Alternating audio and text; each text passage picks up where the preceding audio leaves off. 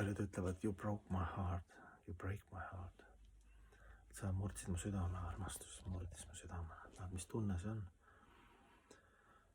Vot meie kallis armas Jumal on selline, et ta murrab sul lõpuks südame. Aga heas mõttes. Kus kukub ära su see hankar valega mina mulle minu.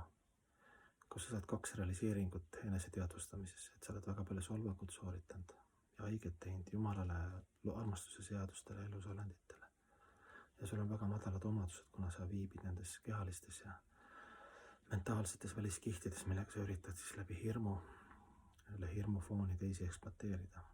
Kõik selline nagu arsti kirjeldus, eks ju, haiguse kirjeldus.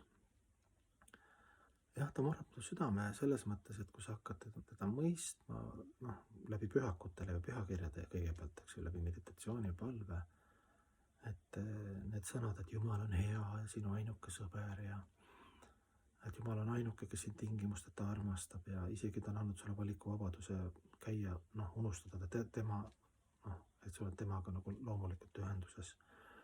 Et kui tolerantne ta peab olema, eks ju, laseb sulle, loob selle materiaalse universumi, et siin hinged saaksid selle kogemuse, eks ju.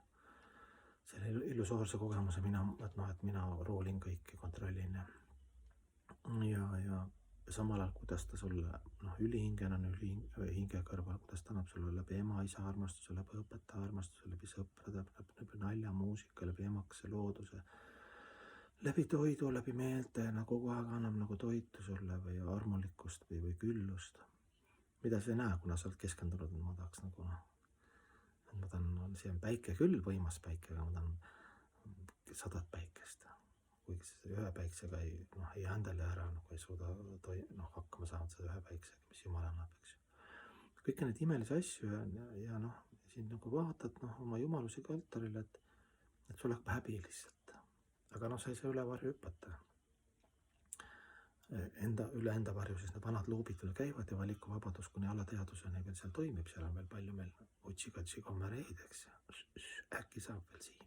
Loomulikult sa tahad siia sisse seada, sest sul ei ole kõrgemad realiseeringud, eks ju, vaimsest reaalsusest, kus on igavik ja teadmised ja andsus ja kus ei ole viha ja kadedust ja kus on omakuse püüdmatus, spontaanne tingimusteta ants ja laul ja armastus.